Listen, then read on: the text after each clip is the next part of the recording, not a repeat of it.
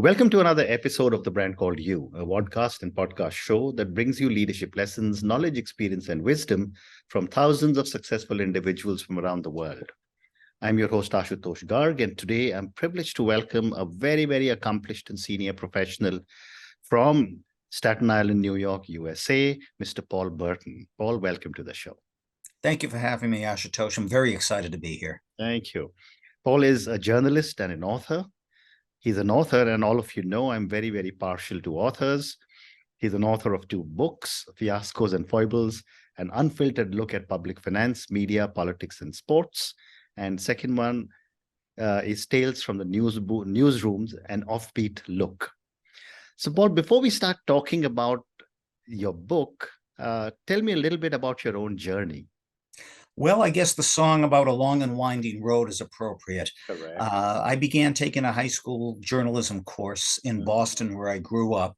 And 45 years later, I was covering, I had 2 editorships related to coverage of Wall Street.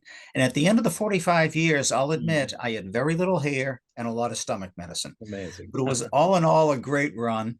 I came from a working family. I did not go to Harvard, Duke, or Stanford and prance right into the Wall Street Journal or the New York Times.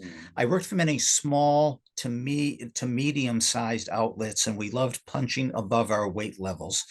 I did a lot of political coverage early, then got into sports. I was editor-in-chief of a sports magazine in Hartford, Connecticut.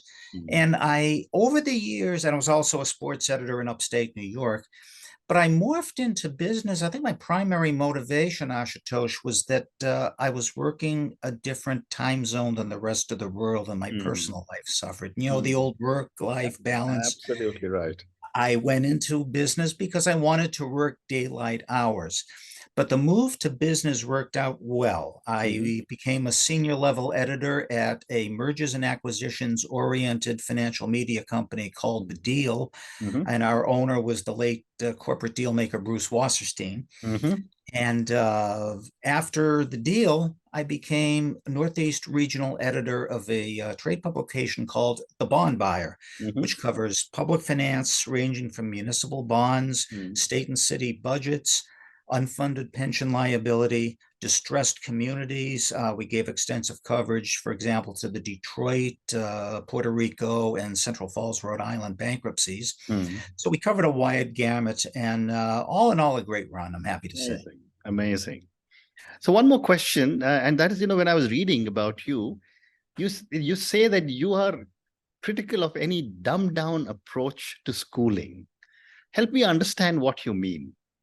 Well, as I said, I grew up with blue-collar parents who insisted that I speak and write correctly, because in so many words, that'll open doors and windows for you, windows of opportunity. Dad used to say to me when I was a kid, "Don't talk like a moron." And we need to raise students up to the standards and not bring them down. We have a crisis in the United States. I think it is 1 out of every 3 children cannot one of every 3 children cannot read at basic level. We ought to start with the basics: reading, math. 2 + 3 = 5. It does not equal 6. Start with that. I think the trend towards STEM education is very good. I think that is a step in the right direction. Thomas Jefferson once said, "Being informed helps us remain free."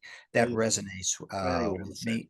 And also, beyond that, I think teaching kids to communicate, speaking and listening, and even taking media and communications courses help.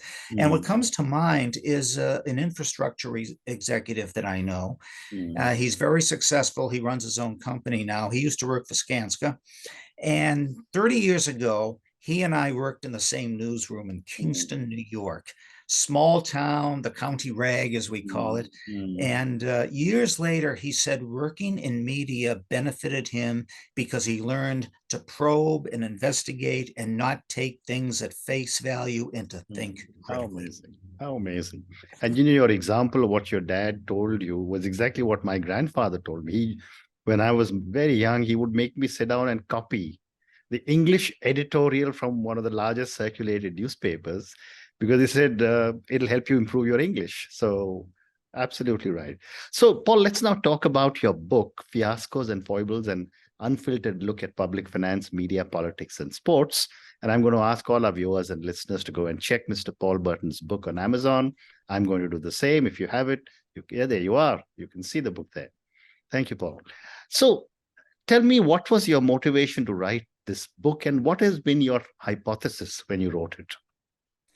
Well, I didn't really have a hypothesis. I went through it with an open mind, but I wanted to follow up on that first book, Tales from the Newsrooms. Tales was a fun read. It was whimsical. It was filled with funny newsroom anecdotes. But I knew I could do better. And this one has more meat on the bones. And I encountered my last 10 years, I covered public finance for the bond buyer, and I encountered so much drama, missteps, and intrigue. I found myself saying to myself over and over again, you can't make this stuff up. And I said, I got to do a book. I got to do a book.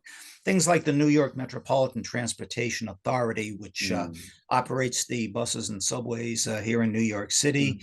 It took them 100 years to build the Second Avenue extension, and they only have 4 subway stops after 100 years.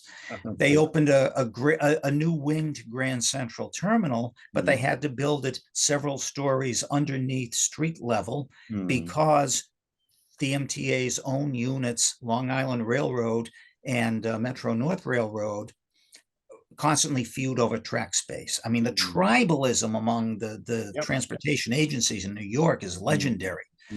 We also had the Harrisburg debt crisis involving Pennsylvania's capital city. In fact, that was early in my run on the bond buyer. And my newsroom colleagues called me Mr. Harrisburg because I was going out there so often. But you had a debt crisis that put the city on the brink of bankruptcy that started with a $25 million loan for an incinerator retrofit, and it spiraled into $350 million of debt and a lot of finger pointing, and you had conflict among state and city and county and major creditors. We also had the Rhode Island bond financing fiasco known as 38 Studios, in which retired baseball pitcher Curt Schilling tried to cash in on his celebrity. Rhode Island was desperate for an economic revival, and they basically gave out a $100 million loan, and the company went belly up, and Rhode Island taxpayers got stuck with the debt. Somebody who bought my book when it first came out said, she saw the words public finance in the title. She says, well, I understand it. Well, the answer is a resounding yes. First of all, I wrote it in plain English. It is not numbers driven. And later on in our show, we'll get into the whole don't drown in numbers thing. I was always a disciple in writing of Strunk and White, the elements of style, be concise, use active voice. And even though a lot of it is about business, there's politics and humanity and colorful, biting sarcasm. And some of our readers said that some of the anecdotes had them laughing out loud. The media is only one component of the book. I also added chapters about the open office plans in which businesses, largely a real estate play, forcing employees to sit in what resembles middle school cafeterias. You can't get work done because of the distractions. And I also had a compelling chapter called The Technoid Scourge. It is not an older person's rant about technology, but a cautionary tale for all, while acknowledging some of the technological gains. And basically, I took notes the last 3 years of my work and recycled some old bond buyer articles, but I also relied on muscle memory, which I'm blessed to have, even though I'm almost 69 years old. Wonderful. Well, you're only 3 years older than I am, so when you were giving me the examples of public officials mismanaging funds, whether it's the railroad or anything else, what do you think are some of the root causes of such mismanagement, and what could be done to prevent it? Okay, I don't think we have enough checks and balances these days. people at the local level, for example, people in power, such as mayors and city managers, like to thank people, their cronies, their benefactors with contracts. That includes professional services such as bond counsel, investment firms, insurance brokerage contracts. I think some of the things we can do, we can change, for example, change auditors every few years instead of hiring these professionals for lifetime. Kind of a form of term limits for the professional services. And I think we also need to have adequate funding of oversight agencies, such as the state auditor's office. I know Pennsylvania, I believe, cut back on the auditor's funding, which is very, very unfortunate.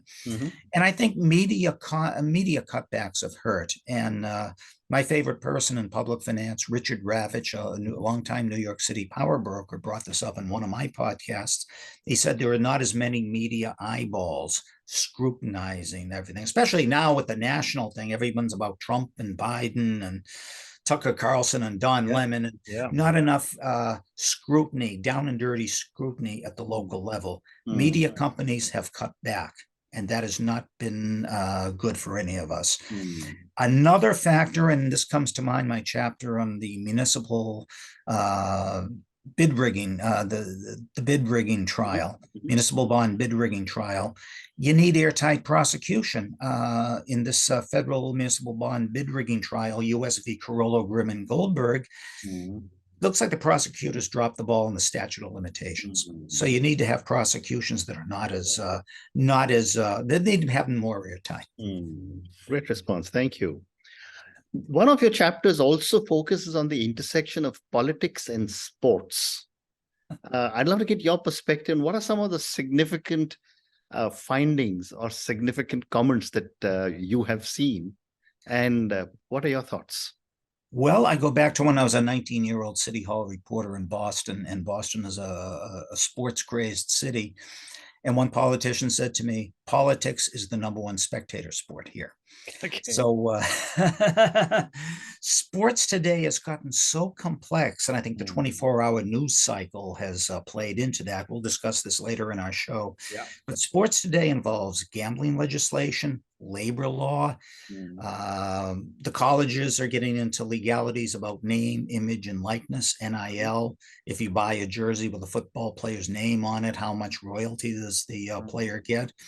We had pandemic politics regarding the rescheduling of college and professional events, franchise relocation. We have the Oakland A's baseball team about to move to Las Vegas, which is now a growth city in sports, and the whole issue of professional sports getting in bed with the Las Vegas gambling crowd. That's a whole series of stories unto itself. Stadium financing. And all with the 24-hour news cycle. Sports, I'm going to bring this up. Sports forces you to improvise. And I'm very blessed to have that strong sports background.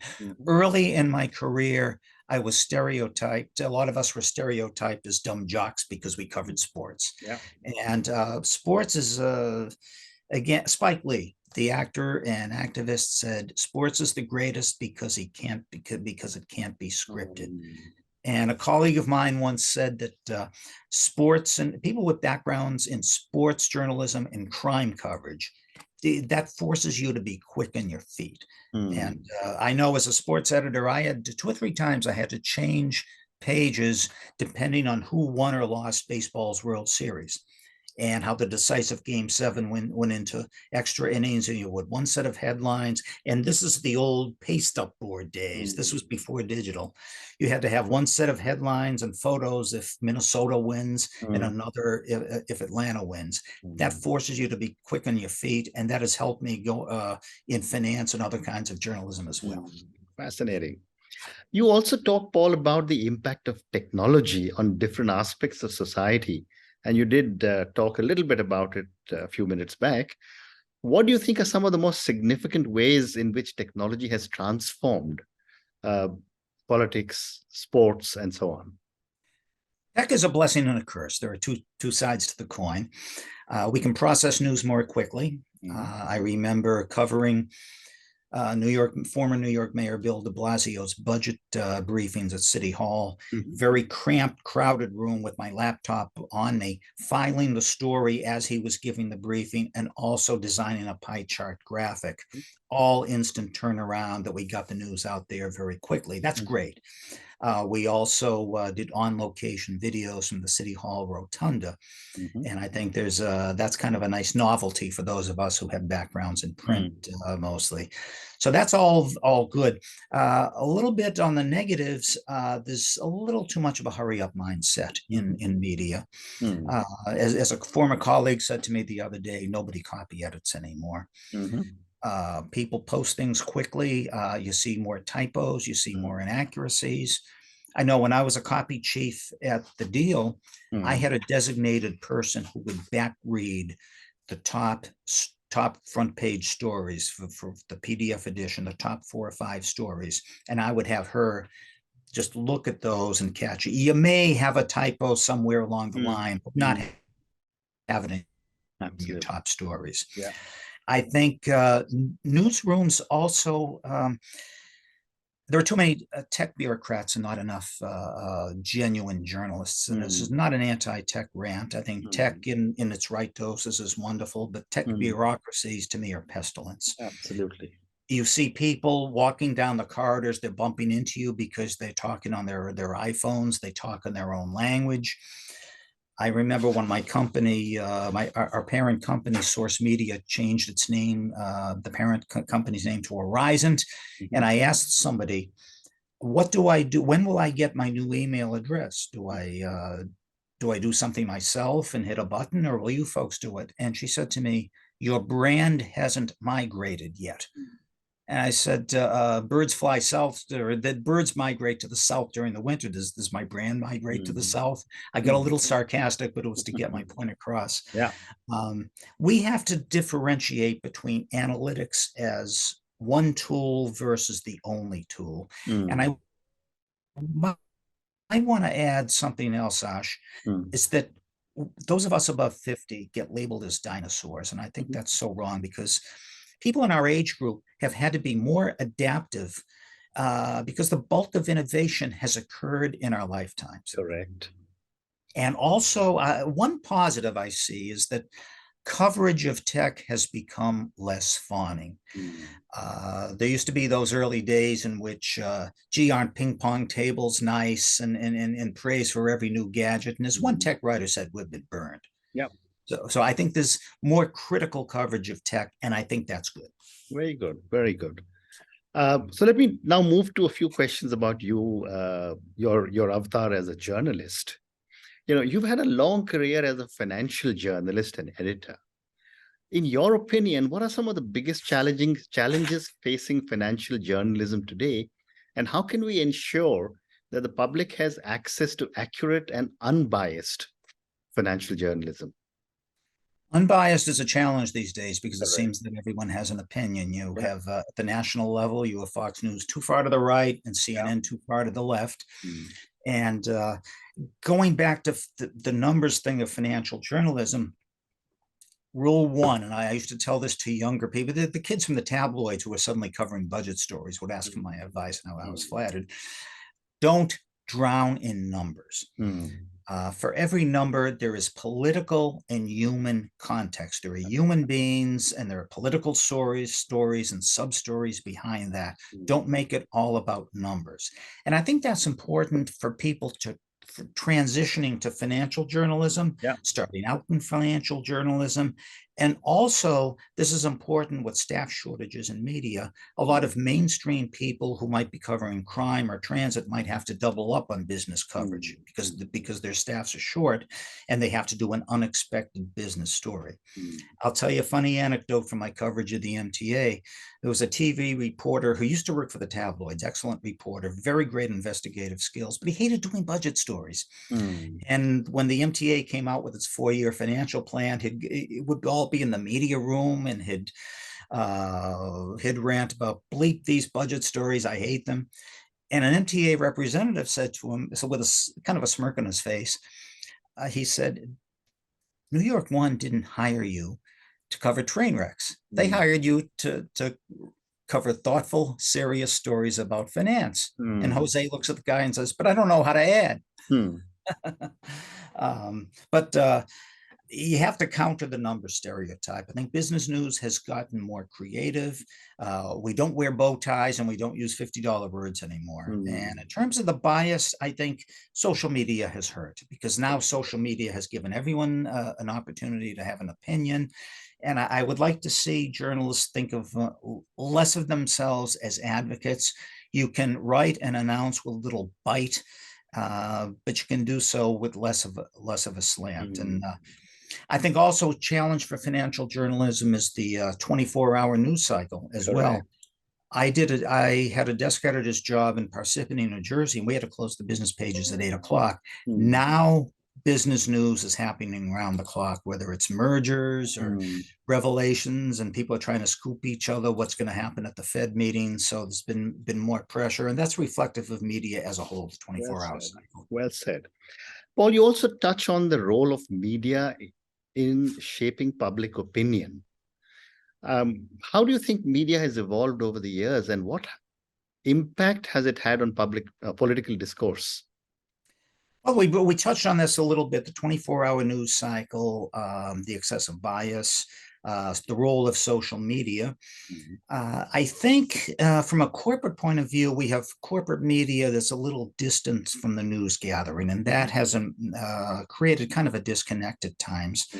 I see more technocrats in the C-suite, they with sketchy fad titles such as Chief People Officer, Chief Experience Officer, Director of Research Intelligence.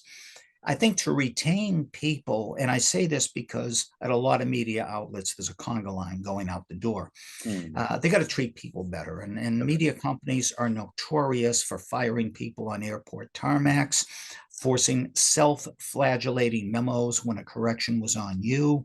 Wow. And also a couple of places I worked where they wrote phony negative reviews because they didn't feel like giving out raises. Amazing. So, and we can go tech this, tech that, but I still see the old Charles Dickens mindset when it comes to media treating its people. Amazing, amazing. So, Paul, I have time for two more questions. Sure. My next question is that, and this is about you, you've covered a wide range of topics in your career, business, finance, politics, sports. Is there any one particular area that you found very interesting or challenging to cover, and why? Well, I think morphing into finance was very good. And I found that finance is not as dull as people made it out to be. There was a time when sports was stocks and bonds, and Irving R. Levine would get on NBC with his bow tie and talk in a monotone. And Irving R. Levine was a very accomplished person, but his bow tie and his shtick did kind of represent the dullness of business at the time. Correct. I think early on, the Wall Street Journal had things like Personal Journal, which I think was good, and it kind of branched out. Business at the Deal, when we covered M&A, we did it with a very creative bent. And at the Bond Buyer, I tried to set a tone as a regional editor that we're not just going to cover bond sales until the cows come home.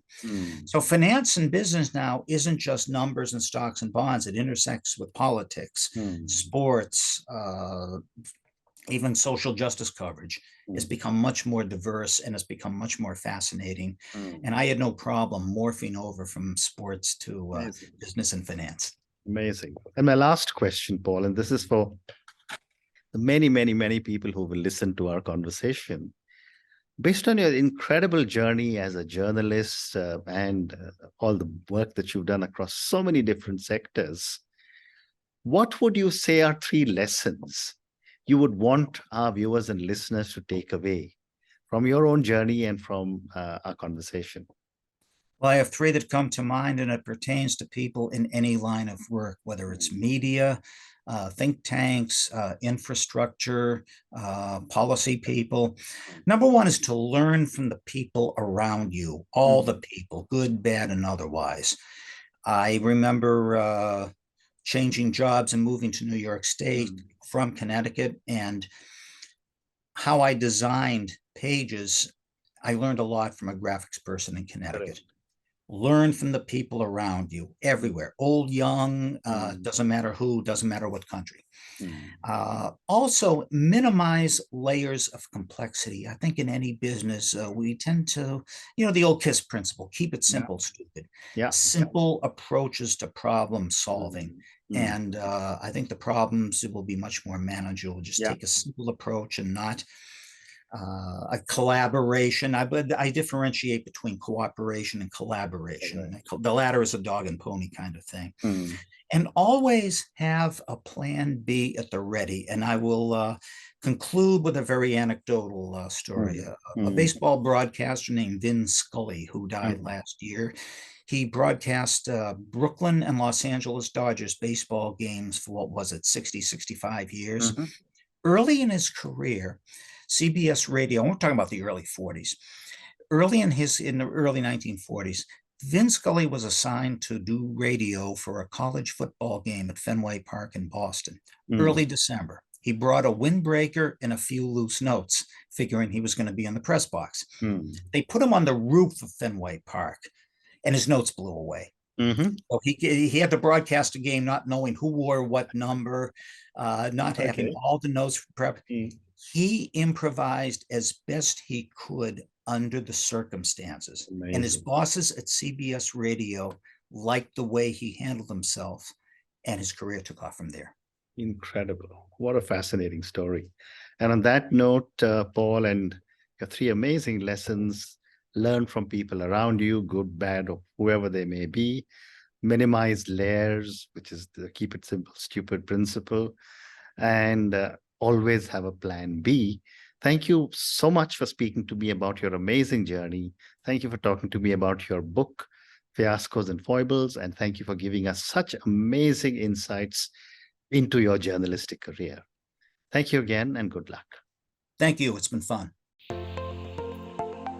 Thank you for listening to the Brand Called You videocast and podcast, a platform that brings you knowledge, experience, and wisdom of hundreds of successful individuals from around the world.